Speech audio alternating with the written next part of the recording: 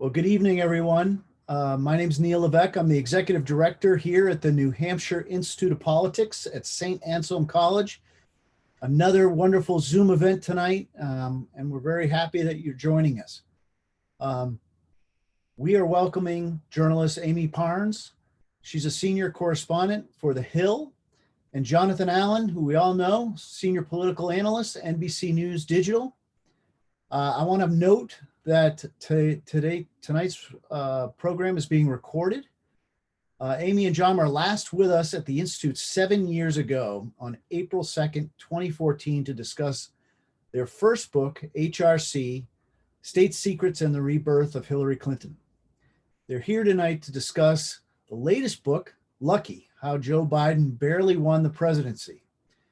Amie and John will offer introductory remarks followed by your questions.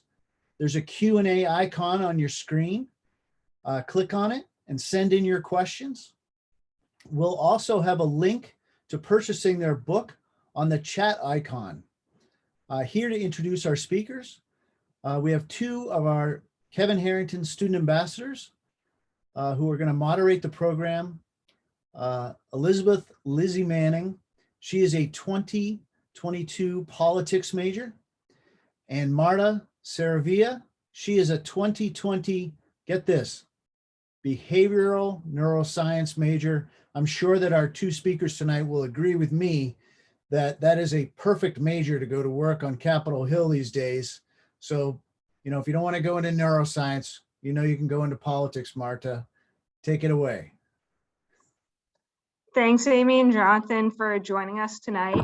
I really enjoyed reading about the different factions in the Biden campaign in your book and how they interacted with each other. I look forward to asking questions submitted by students and members of the audience. Now we will go to Amie and John for introductory comments. Amie, you want to take it away? You can go ahead. Well, first of all, thank you, Neil, and thank you, Lizzie, and thank you, Marta, and Mason, and Anne. Nobody sees Anne right now, I don't think, but we really appreciate the opportunity to talk to you folks, and really appreciate the relationship St. Anselm has had with the press over the years, and your role in our national political debate. And so it's really an honor to be with you guys, and obviously all the participants in the chat as well. I think the first thing that I would just lead off with about this book is you really don't know everything that happened in this election until you read this book. And whether you're somebody who is interested in the sort of broad strokes of numbers and how polling works and doesn't work, and how the Electoral College broke down, and what the campaigns were thinking at the time, or somebody who just loves like a good story, and is really interested in the intricacies of politics. Lizzie was talking about the back and forth within the Biden campaign. I think this is something for you. I think it's just a good read. I think Amie would probably agree with me that it's the best of our three books in terms of just a story from beginning to end. But we really want to take questions from everyone, and so I'll let Amie make some introductory remarks, but just again to say thank you to St. Anselm's and the Institute of Politics. Thanks, John, and thanks everyone for having us. I just wanted to kind of emphasize what John said. I think that everyone sort of knows, we all know how the election ended, but we don't really know exactly what happened. And what we tried to do, what our aim was, to bring you inside the room. It was our aim on the last book too, if you read Shattered, where we give you kind of the upstairs, downstairs. We all know what was happening publicly, but we really want to give you some insight into what the campaign was talking about, what people were saying to each other. It wasn't a sure thing, the Biden win. And so I think what we have here is a really fascinating story about how they were able to win. And they were at their lowest point, I think, in New Hampshire of all places. So It's particularly interesting if you know the state and you know what was happening at the time in the campaign and how he suddenly had to run out of New Hampshire and go to South Carolina at the last minute, knowing that they were doing so poorly in New Hampshire. And so, yeah, I hope that you guys will appreciate it and let us know how you like it.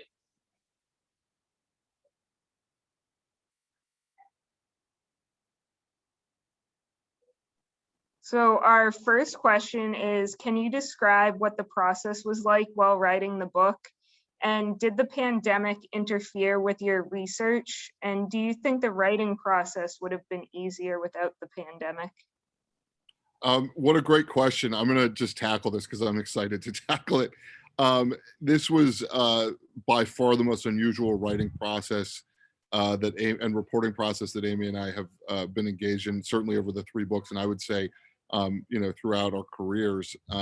We were on the ground. I was on the ground, certainly, in a lot of the places the candidates were up through, mid-March when the country basically closed down. And Amie and I are lucky in that we have for many years now written in shared files at the same time. I'll write a few sentences and Amie will say, oh, no, it should be like this. And then she'll write a few sentences and I'll say, no, it should be like that.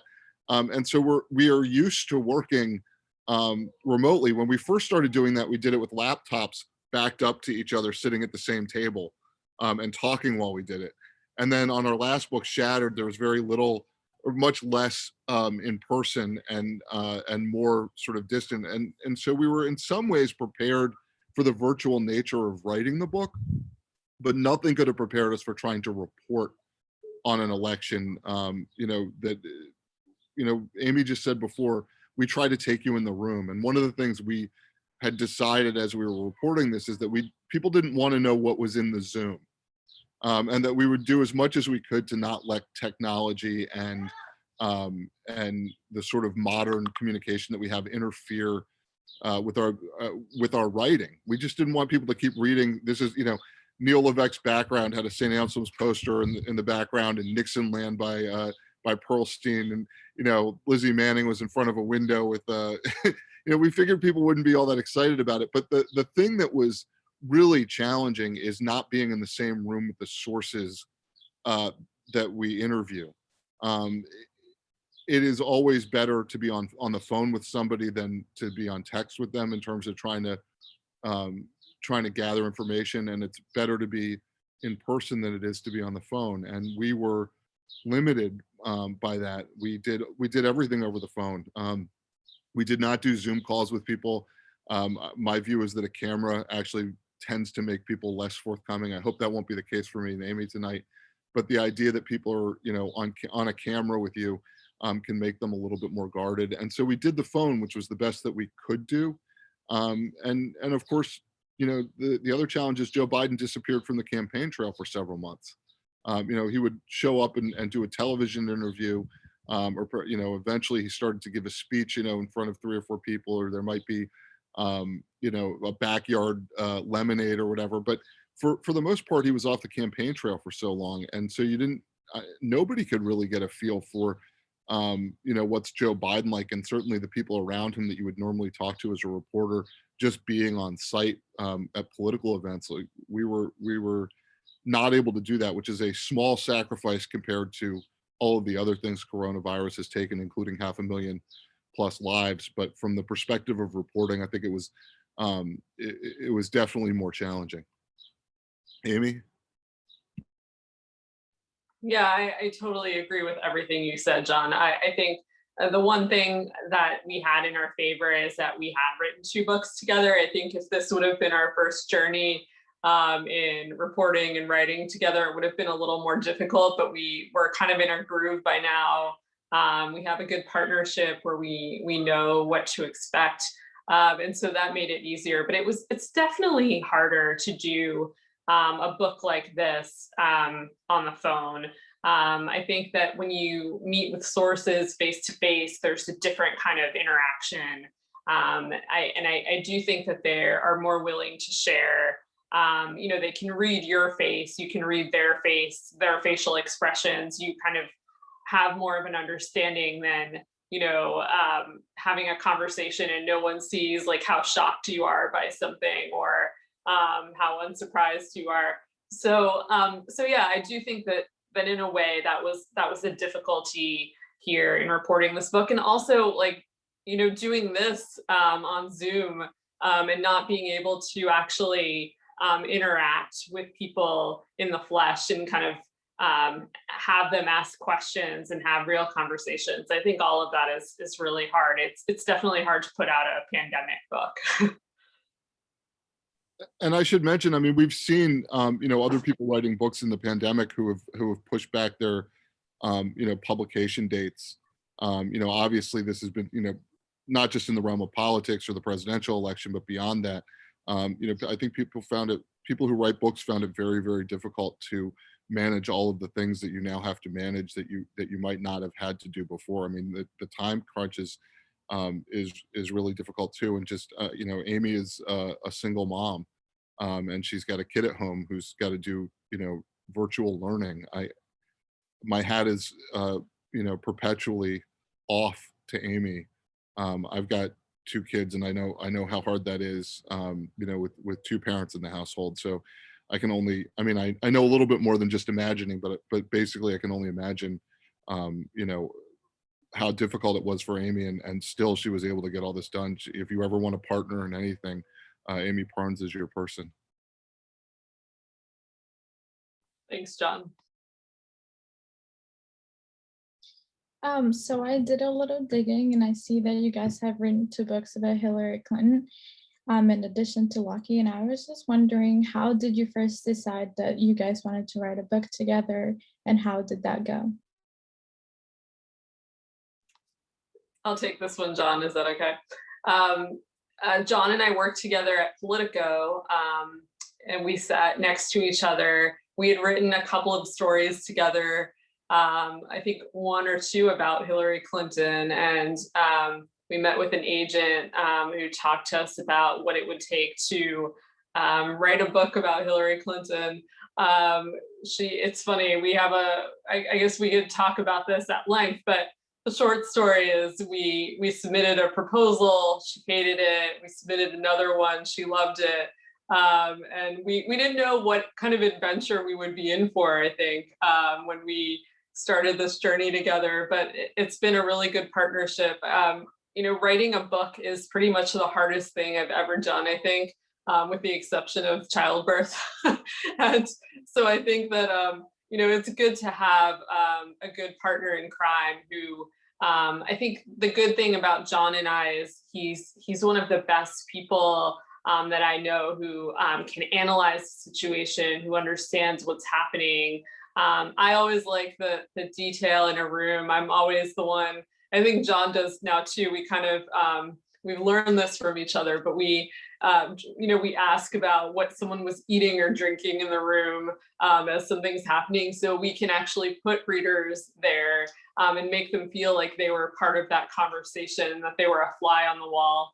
But yeah, I think it's been a really interesting journey. And I think the reason why we wanted to tackle Hillary Clinton in the first place was because she's such a fascinating figure. And I think we were both kind of in awe of her narrative arc in particular, and how at one point we wanted to call our first book HRC. We wanted to call it The Phoenix, because we were kind of both kind of enthralled with the ups and downs and the trajectory of her career.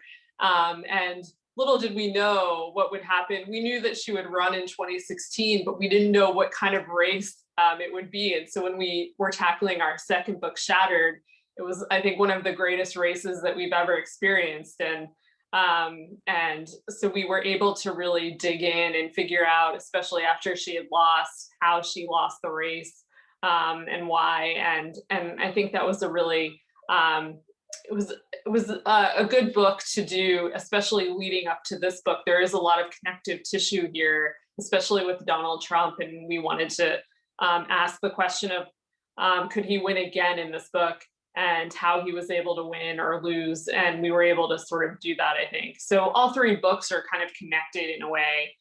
even though our first book is a bio, more or less, of Hillary Clinton. I don't know if you wanted to add to that, John. As always, I think Amie covered it.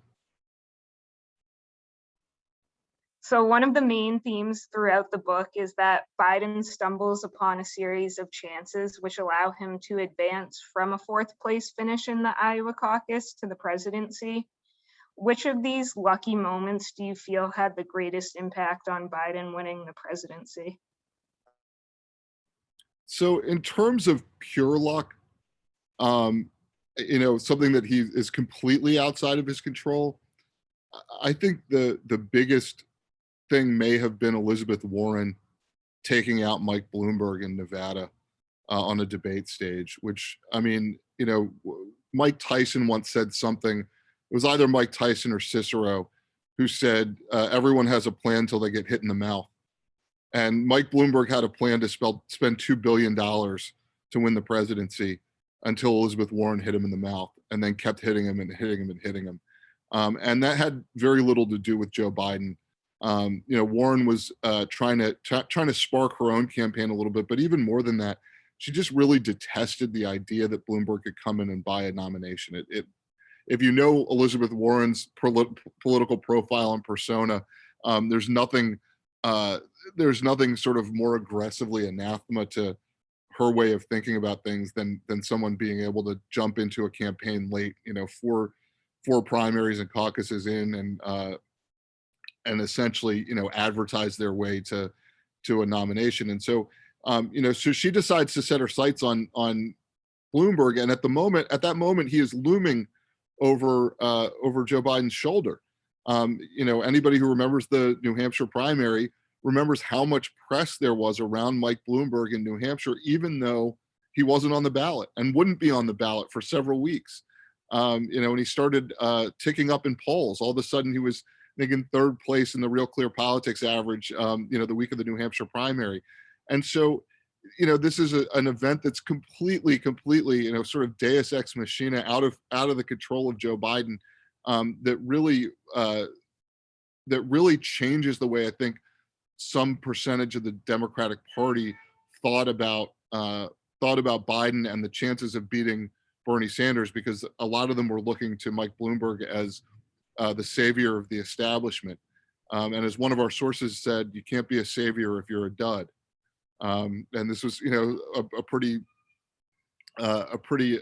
establishment character within the Democratic Party who's heavily courted by all the candidates. And they were watching this too and thinking, Bloomberg might come out of nowhere and take it. And then all of a sudden, no, it's not him. So in terms of sort of pure luck, I think that was a big one.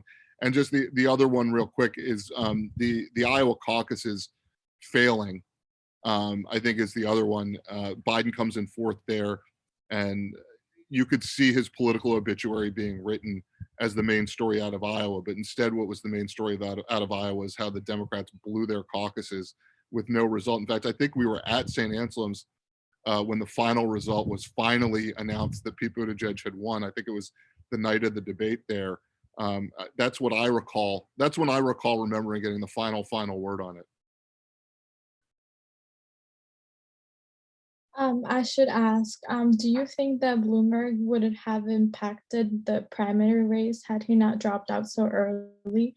Or do you think that Warren's attack already had done too much damage? I think he would have had more impact had he even competed in South Carolina. So I think he made a really huge mistake to not compete there and try to put Biden on his back there. And I do think that Elizabeth Warren really helped to take him out in a very pivotal moment. He had everything going for him at the time. I remember watching all these people from the Congressional Black Caucus endorse him and get behind him. He was getting fundraising. He was getting the buzz among Democrats as the centrist candidate. And so I think that he really, there were a couple of big hits. The Warren moment was one. I think it was the biggest one, obviously. And then when he couldn't really when Super Tuesday came and he really didn't make a marker there, I think that obviously hurt him. But yeah, I think there were some fundamental mistakes that he made early on. And I think they thought they were being strategic, and they thought that the primary system was a little bit outdated and that they could kind of outsmart it. And I think it proved the opposite. So even Barack Obama was skeptical that Biden could be a good presidential candidate. Before Obama publicly endorsed Biden, he told powerful Black corporate figures to get behind Elizabeth Warren. Why do you think that Obama doubted Joe's ability to be president despite picking him as his own vice president? It's a great question. I remember being in the White House briefing room when our first book came out, HRC in 2014, and asking Jay Carney, then the White House press secretary, whether President Obama was ready to endorse Joe Biden to be his successor. And Carney sort of dodging the question. And then I came back and I said, well, President Obama has twice told the American people that Joe Biden is the next best person, the guy that should be the heartbeat away from the presidency. Why would he not endorse him immediately if he's the next best guy? And Carney danced away from the question again, because they were not going to endorse him. And in fact, as we report in the book, and a little bit of this has been, the first part of this has been discussed, Biden discussed it in his own book. He was very hurt by the fact that Obama did not encourage him to run in 2016, and that Obama was moving behind Hillary Clinton. You know, not in the primary. It was not like a public endorsement, but he had basically made clear to people around him that he thought Clinton should be the Democratic nominee. What we report in the book is that Biden was not just worried that Obama was not just worried that Biden would fail, but that he would embarrass himself.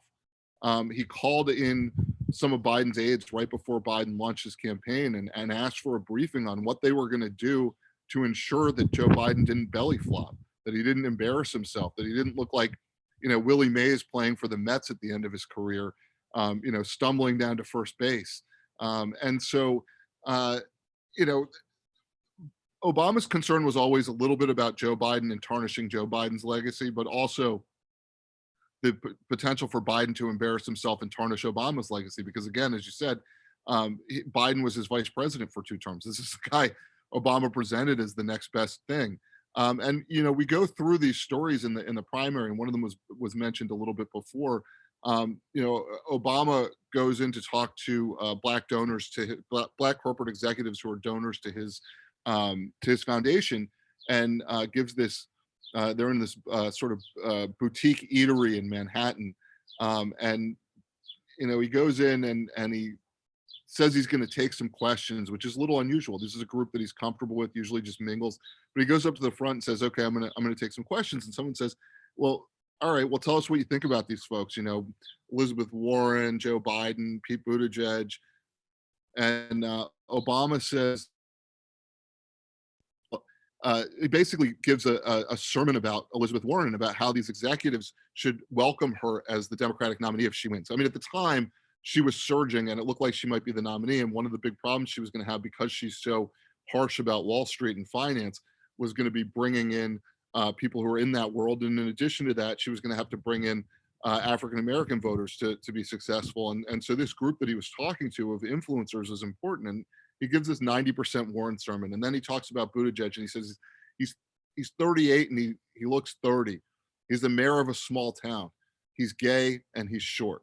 And these are all the reasons he's saying that Pete Buttigieg can't win the presidency. You know, and I think there were a lot of people who read that, you know, an excerpt of our book came out that had that in it. And a lot of people read that and were offended, and probably rightfully so.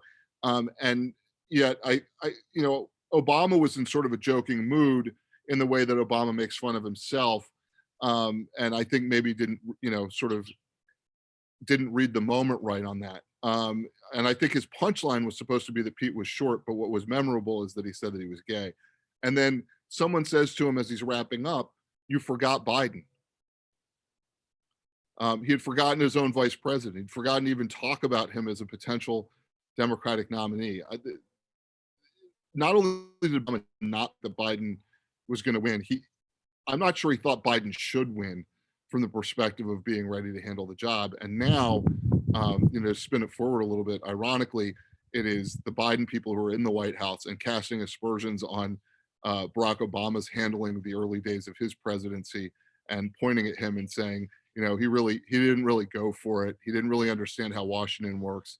He tried to work with Republicans too much, whatever the set of charges are. But those are, if you live in Washington, those are the whispers in the air constantly from the Biden folks are how Barack Obama blew it as president in the first 100 days.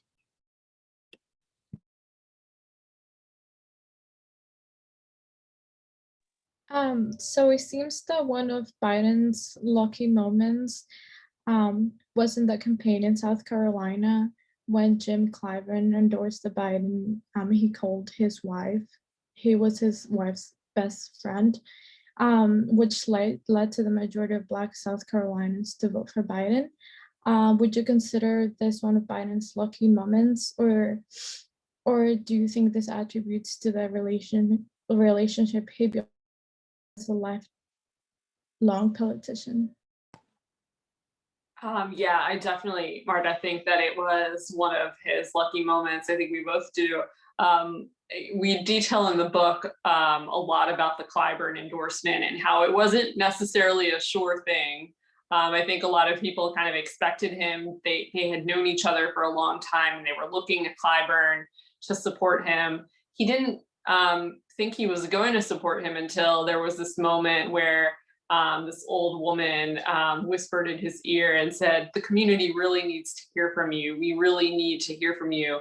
But also, I think at the same time, what you had was Bernie Sanders picking up steam and the Democratic establishment getting a little bit nervous about a repeat of 2016. Everyone was always worried about a deja vu moment and what Bernie Sanders would do to the nominee, or if he would be the nominee, actually. And so I think what you had was Jim Clyburn finally stepping up. He's the House Majority Whip. He knows how to sort of get his caucus in line. That's sort of what his job involves. And so it was the first major endorsement of anyone in leadership. And here he is, and he's having his moment, but he also has some concessions. He wants some things from Biden. And so we detail what he wants in the book. And one of our favorite anecdotes, I think, in the book is Jim Clyburn sitting in the audience of the South Carolina debate, and he's watching Biden, and he's getting kind of irritated as he's sitting there watching him because he's not mentioning like one of the main things that he wants out of Biden, which is that he wants him to talk about, if he wins, how he will nominate a Black woman Supreme Court justice. And so he's growing increasingly agitated. And at one moment, there's a commercial break and people see him kind of rush out of his chair. His colleagues that are sitting with him think that he really needs to go to the bathroom. He's an old guy, needs to pee. But essentially he's running backstage to find Joe Biden and say, why haven't you done this? So he sees him and he tells him, you've had plenty of opportunities to mention this one thing that I want you to talk about, and you haven't talked about it yet. And so people at home see Biden come on stage later, and at the very end of the debate, he talks about that. And so now you kind of know how it all came to be, that it wasn't, that it was Clyburn in a commercial break that essentially pushed him to talk about a Black Supreme Court justice. So Clyburn eventually goes on to endorse Biden, and he gives him not only, I think everyone expected Biden to win, but I was talking to people that week who were essentially saying, look, even if he wins by a hair, it's a win and it's all we need. But he was able to really help Biden win in a major way and give him the energy he needed in a moment he needed it. He hadn't won anything yet. He came in second in Nevada, and fourth and fifth place in Iowa and New Hampshire. He really, really desperately needed this from someone, and it happened to be Clyburn. And that gave him the momentum going into Super Tuesday and beyond. I think once people saw what Biden was able to do in Super Tuesday, on Super Tuesday, you saw everyone kind of fold, partly because they didn't want a repeat of 2016 again. I just want to remind people that if anybody has any questions for Amie and Jonathan, feel free to put them in the Q&A and we will ask your questions. So we've talked about Elizabeth Warren a little bit, but do you think Elizabeth Warren had a chance to beat Biden, or do you think Biden was guaranteed to beat her? I don't think there's any guarantee in life. Bernie Sanders had a heart attack on the campaign trail at 78 years old, which would have knocked any other candidate out, not physically, but because everyone would have written him off. Instead, he came back and got a ton of energy and enthusiasm. He got an endorsement. We write about Alexandria Ocasio-Cortez calling him in his hospital room to tell him that she's going to endorse him. And she goes out and talks about, essentially coming back to her roots in being a Bernie Sanders supporter, even though she had been studiously neutral in the Sanders Warren preheat of the progressive wing of the primary. And what the reason that I say all that is there was a real moment where Warren was rising, and what happened to her was a combination of her own error in judgment in terms of not understanding the degree to which healthcare was going to matter as a policy issue within the primary, but also the degree to which positioning on healthcare would matter as a sort of token of how candidates could compete against each other. And what happened with every candidate like Warren, who rose up at one point or another in between the poles of Sanders on the left and Biden in the center, they got crushed by everyone else. There were other candidates competing to be sort of in the middle there, to be some sort of compromise candidate. And when one rose up, you saw it with Kamala Harris early. She had a big, after her debate stage moment in June 2019, had a big surge in polling. You saw it happen to some degree with Buttigieg after he wins Iowa and comes to New Hampshire and comes in second. Everybody else, so in New Hampshire, it was Klobuchar that like clocks him on the debate stage, right? At St. Anselm's. I mean, I'll never forget that moment when when she basically compares Pete to Donald Trump and says, we've tried having a president without any experience, and look where it's gotten us. So every time somebody who wasn't Biden or Sanders rose up, all of the other people in the mix in the middle attacked them. And by contrast, and sometimes by explicit attack, so did Biden and Sanders, which left them, fighting off a bunch of people and getting knocked down. And so I don't think it was a foregone conclusion that Biden would win, because as we report in the book, he gets to New Hampshire, he's so far out of money that his aides are telling him he should consider taking out a second loan on his home so that he can make payroll. It wasn't even clear that Biden was going to be able to keep his plane flying. In fact, in New Hampshire, his bus pulled over to the side of the road and everybody thought it had broken down. It was sort of a picture of what the campaign looked like at that moment. As it turned out, the lights had gone out in their hotel and they pulled over to the side of the road because they were trying to figure out where to Joe Biden, and that there was no electricity in this hotel.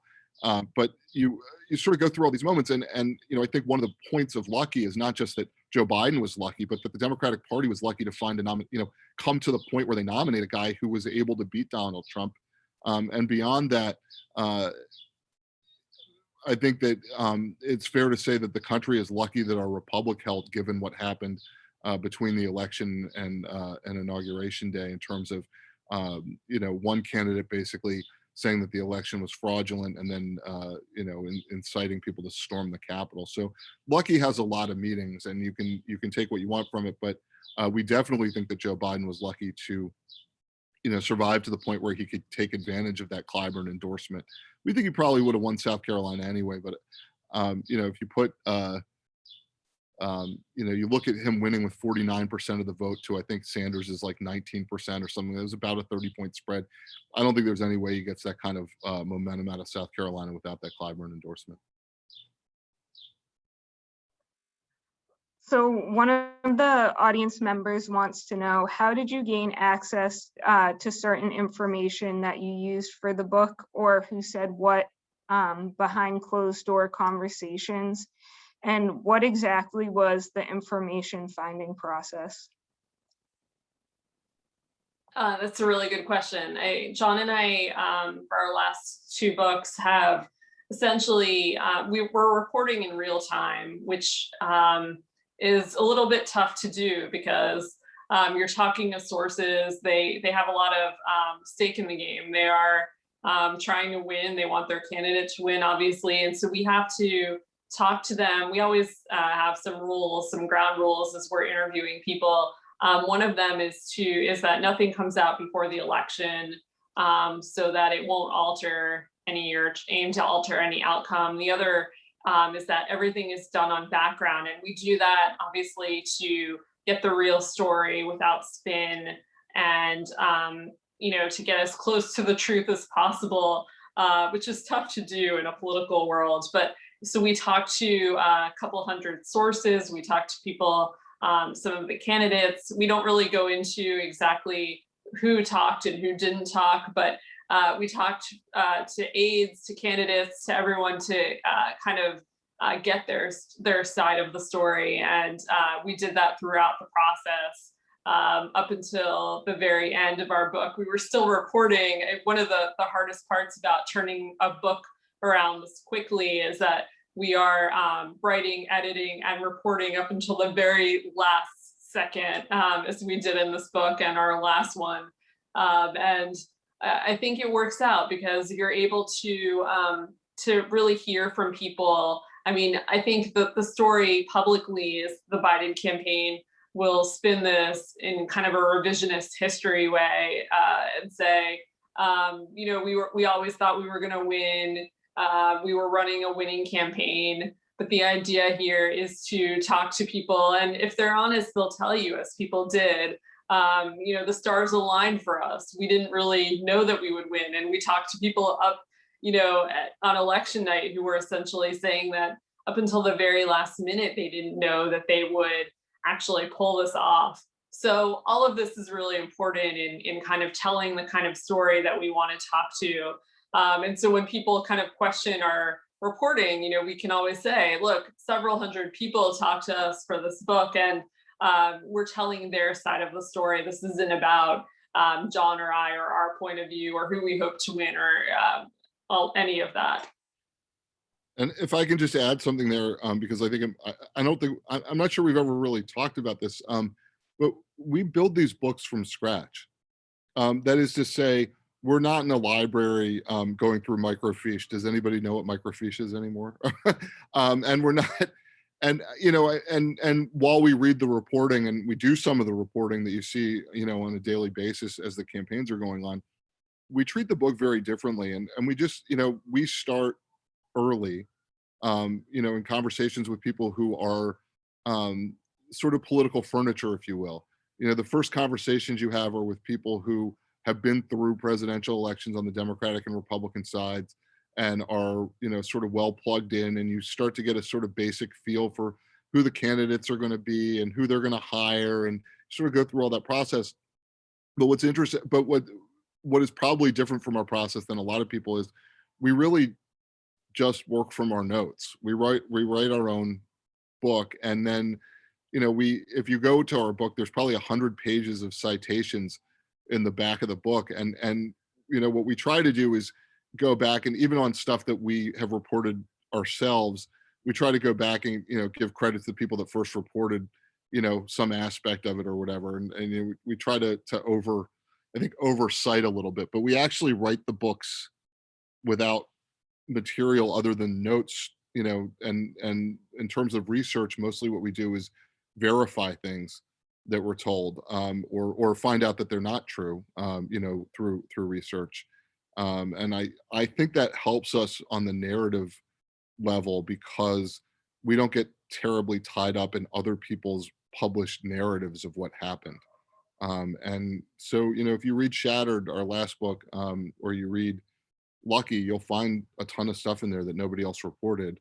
And I think that the narrative will be, it's not that nobody had the similar idea to us in one place or another or whatever, but the narrative, I think, is inherently a little bit unique because of our process. It's a reported book. It's a fully reported book. And like Amie said, it's reliant so much on what our sources tell us and what we're able to verify. And, I think also one of the interesting parts of the process is you find out when people aren't telling you the truth, because you you talk to the same sets of people over and over and over again. It turns out 5 out of 6 people who are in a room say one thing and the 6th person says something different. And by the time you've talked to everybody a couple times about it, you know who's telling the truth and who's not. We've even noticed ticks in sources before, where they'll use the same words when they're saying something that's untrue, or they've got some sort of facial or body language thing, which is actually, it was harder for this book because, again, we weren't in the room with them.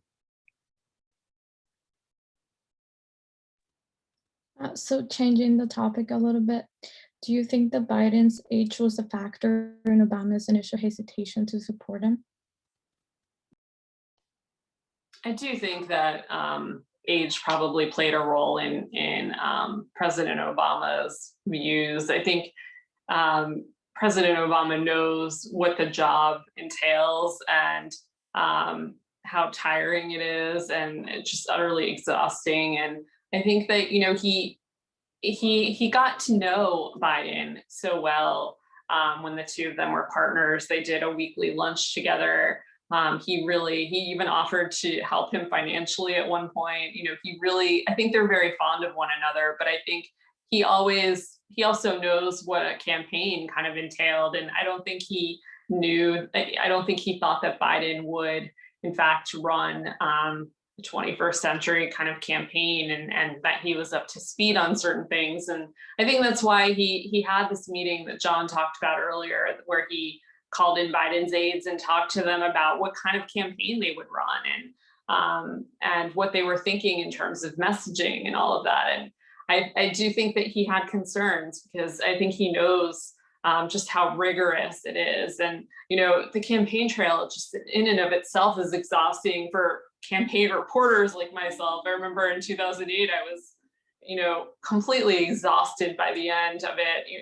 You're going from place to place to place every day. You don't know where you are sometimes because you're moving around so much. So I think that he was probably worried about that. And I think, I'd be curious to see like what he said, what he thinks now, and what he thinks about the campaign that was run. But I think it was one of the reasons why he kind of sent in his people to help out in the general election.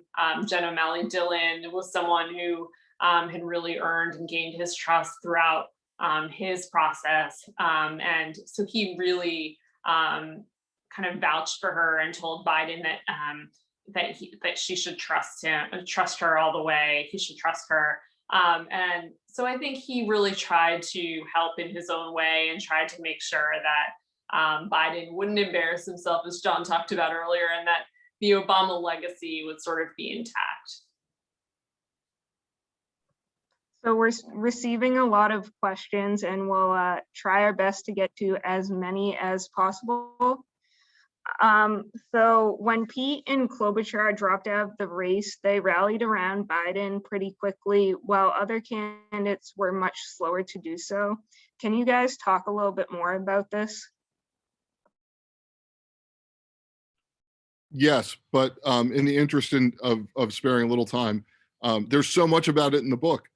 I don't want to go too spoiler on this, but suffice to say there were a lot of discussions behind the scenes and a lot of machinations going on, both within the Biden and Klobuchar camps and within the Democratic Party establishment to the Biden and Klobuchar camps, including, I think one of the big moments was Obama's finance director, a guy named Rufus Gifford, sends out an email right after the South Carolina primary to Obama donors and says it's time to get off the sidelines, which was the indication to all of them that Obama was now saying it's time for the party to really get together and unify behind Biden.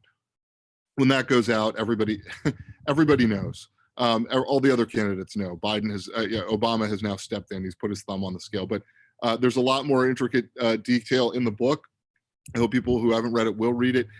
There's even a cameo by President Jimmy Carter trying to be a force in unifying the party and getting candidates, well, one candidate out of the race. So I'll leave that to folks to read.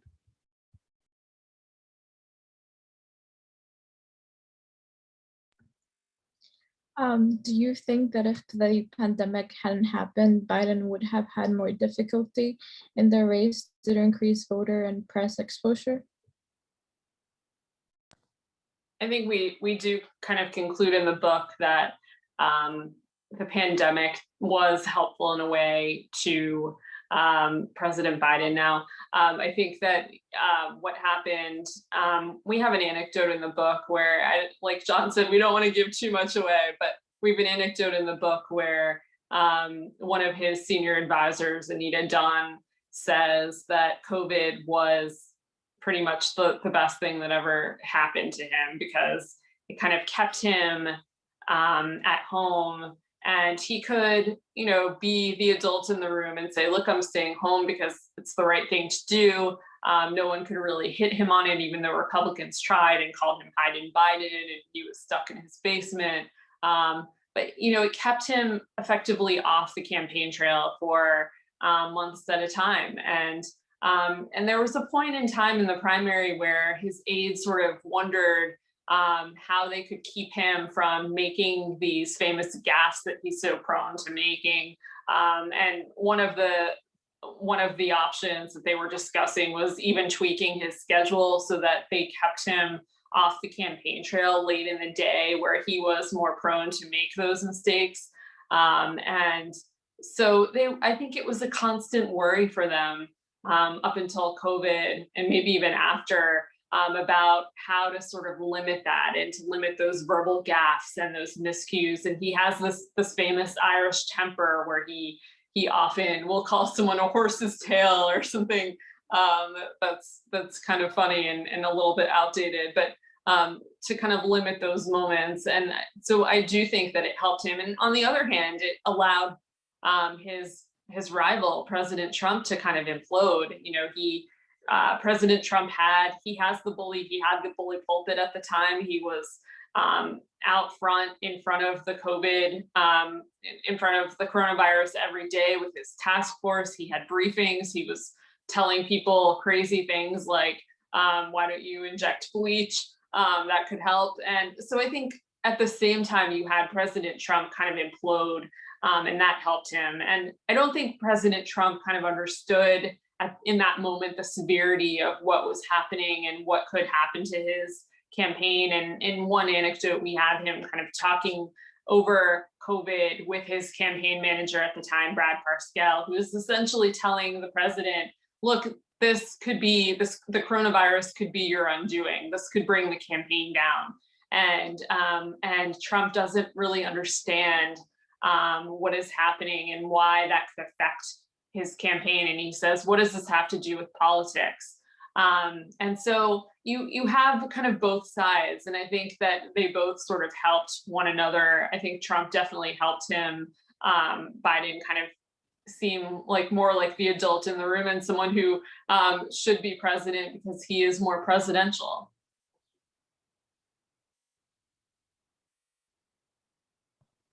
So one question that a person has is, why do you say terms such as lucky and barely when the election was very divisive? Sorry.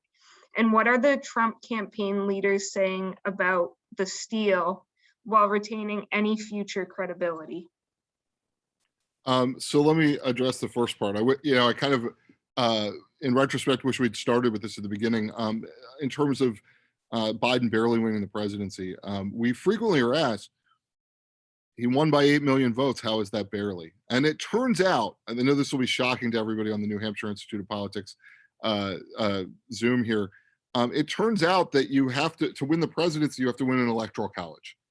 And it's not just about who wins more votes. There are many people who think it should be about who wins more votes, but that's not the way it works. And without a constitutional amendment or some sort of series of state legislative maneuvers that aren't going to happen, that's not going to change. And so the reason that we say barely is if you look at what the closest path that Donald Trump could have taken to winning the presidency from the actual outcome, it's about 43,000 votes over the states of Georgia, Wisconsin, and Arizona. That is to say, if he'd flipped those states, he would have gotten 269 electoral votes, would have been an electoral vote tie, thrown to the House. House of Representatives has more Republican majority states than Democratic majority states.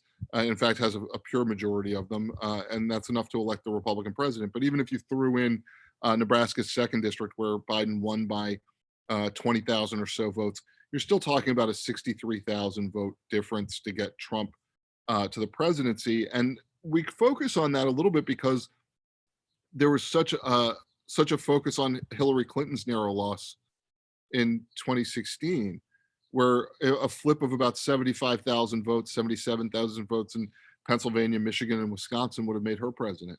And we are living in historically narrowly divided times in terms of our electoral college, in terms of our Congress. Biden wins the presidency by 4.5 percentage points and 43,000 votes over 3 states. The United States Senate is 50-50. In the House of Representatives, the Democrats have, I think, 218 members as of this moment with the death of Alcee Hastings, which is one more than a majority. But even if they were fully stocked because of vacancies, even if they were fully stocked, they'd have about 51% of the seats. We are so narrowly divided. We're so closely divided. And part of the story of this book and part of the story of Biden is him understanding a moment in which being in between where what I would call the sort of heart of the Democratic Party has been, and being where the Republicans are, was the right place to be to win the presidency. And him resisting throughout the primary, pushes to move left on a variety of things. He embraced some of them. He changed his position on federal funding for abortion before the campaign, but for the most part, he resisted efforts to pull left. And in the general election, we talk about this in the book, there's a really intense debate within his campaign, and some of the younger senior leaders of his campaign were pushing him to apologize for the crime bill, to say defund the police, and he resisted it. And his senior older advisors, basically told the younger folks that no way, there's no way Joe Biden's going to get to a place where he says defund the police. And we saw with Democratic candidates all across the country that was a slogan that really dragged them down. This was such a close election that it took 4 days for the networks to call it. It was such a close election that in our interviews with Biden people, they talked about going home election night early in the morning, not sure how they were going to face their friends having potentially lost the election. It was such a close election that when you're watching, as we do, people on Twitter on election night. The same thing has happened in 2016 with the Hillary Clinton crowd. The Clinton crowd went silent partway through the night on Twitter. The same thing happened with the Biden people on Twitter. This was an incredibly close election, and the sort of public imagination tipping point was Arizona getting called for Biden at 11 o'clock at night on election night, and the reactions within the White House map room where Trump's top campaign people were, and the reaction of Biden's data analyst chief, Becca Siegel, who was sitting in the Philadelphia headquarters with her team, their reactions to that news were the same. It's too close to call. Can't called this. For Biden people, it's like, thank God they called it for us. This is great, but like, how can they call it? For the Trump people, it was the exact opposite. It was like, the emergency break glass, a moment, they start calling Murdoch's and other people at Fox. So I don't think there's any question that this election was extremely close. It wasn't 2000, where you're talking about 537 votes, 73 votes, something like that, in one state. But we are living in a time over the last 20 years where Barack Obama's win in 2008 is really an outlier from what has been an unbelievably evenly divided republic, and figures to be that way until someone figures out how to unlock the other side. So this is a question from the audience. What do you think was the most important factor that drove voters to the polls? His initials are DJT, Donald J. Trump, without a doubt. This was an election that drove, I think that it helped the Democratic Party in the sense, even though the party is a bit stitched together and a little at odds, he united the Democratic Party, and no one wanted to relive 2016 again. And so this was a referendum against Donald Trump. And so I think, if people on the Biden side are being honest with you, and we talked to some of them, they will tell you that if Donald Trump would have been, and this kind of dovetails with what John was just talking about, but if he would have been like a little bit more presidential, if he would have been a little bit more empathetic, if anything could have turned the election, and he could have won.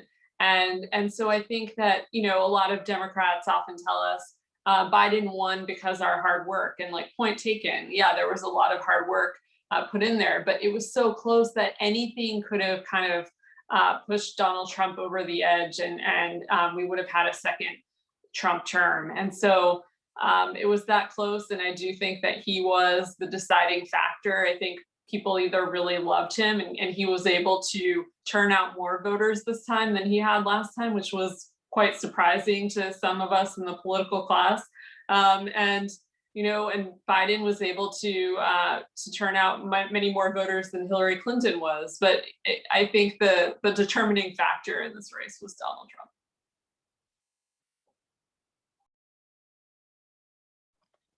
So we have time for 2 more questions. The next one from the audience is, who do you think are the unlucky candidates and why? That's a really good question, and I don't have a great answer for it. I think we write a lot about the seeds of destruction for each of the other candidates. So any one of them would have benefited from some luck.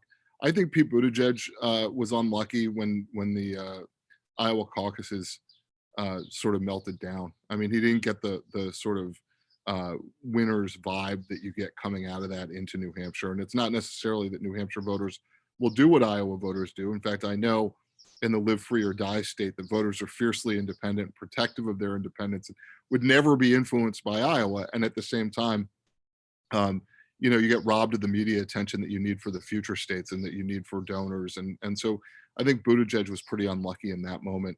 But we write about some of the other candidates and how they came unwound. And I think unlucky would be a different book.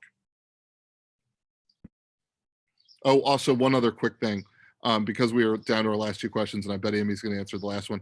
I just want to say thank you, Lizzie, and thank you, Marta, for moderating. Thank you, Neil, for hosting. Thank you to Mason and Anne for all the work you did behind the scenes on this. We really, really appreciate it. Okay, and the last question from the audience is, do you think Joe Biden's performance in the one-on-one debates with Trump helped him too? I think what it did was, it was such an ugly, ugly, ugly debate. And I think, and we go into this in the book, so you'll have to read it. I'll tease it out a little bit, but, Donald Trump was given advice from kind of 2 camps, and he chose to kind of go and be a little more bold and trip up Biden. And it turned out that that wasn't the right thing to do. And I think even he admitted so much to people later, and kind of wanted to rein it in a little for the next debate. But it was such an ugly debate. And I think Biden kind of had the chance to, prove that he was aggressive enough to tell Trump to kind of, stop talking, which he did, and shut up, which he did at one point. And that he was able to kind of be the more presidential one against a guy who was interrupting and just was disrespectful, some might say. So I think it did help him, but I think in the end it kind of was Donald Trump's way of doing things, and it was Joe Biden's way of kind of acting. I think he won in many ways because he was the adult in the room, and in a time when the country is going through a pandemic, and all of these factors kind of contributed, obviously. And I think he was able to kind of prove, and I think now as president, he's proving that he can kind of, help along the lines with the pandemic, and get the nation sort of back on track. And in a more traditional sense, he's acting like the president. And so I think a lot of people, he brought what a lot of people wanted back to the White House. And So thank you to everyone. We really appreciate all the time, and we hope you read the book. And John and I are on Twitter, so please let us know. Please be kind and let us know, even if you hate the book. Tell us why you hated it, but we hope you read it and enjoy it.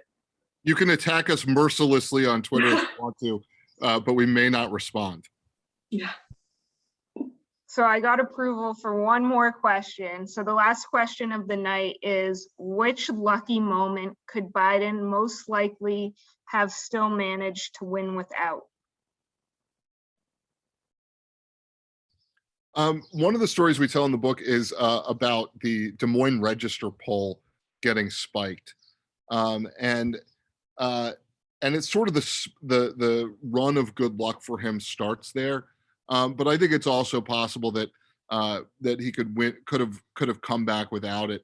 But basically, the story there is that Pete Buttigieg's campaign was made aware of one bad phone call in a poll, and they knew that Buttigieg was ranked 3rd in the poll, and they knew that Biden was ranked 4th in the poll. He was going to come in at 13%, I think, something like that. And it was really bad news for Biden. But the Buttigieg people didn't want the poll to come out because they felt like they had momentum and it would rob them. Basically, if you're ever in Des Moines before the caucuses, the Des Moines Register poll that comes out a couple of days before the caucuses is the biggest news there is, and it's sort of wall-to-wall coverage from the cable channels, and it's the top of the Des Moines Register, and it can influence voters thinking about who's viable and who's not as they go into caucus. And Biden gets spared by this really sort of intense back and forth between the Buttigieg campaign and CNN, which is sponsoring the Des Moines Register poll and has done this like 2-hour special around unveiling it. And the Buttigieg people come to them, and I think it's a fascinating part of the book, so I don't want to spoil too much of it. But in the end, the Buttigieg people get CNN to spike the poll and not put it out, which saves Biden from 2 days of people seeing him as the big loser right before they go to caucus. I think it's possible he could have won without that, but we don't know, and it's hard to do the counterfactual, and we definitely think that was his first stroke of good luck. Okay, so that was our last question. Thank you all for coming. Thank you, Jonathan and Amie. I really enjoyed all the questions, and so did the audience, and we hope to see all of you soon in our future events.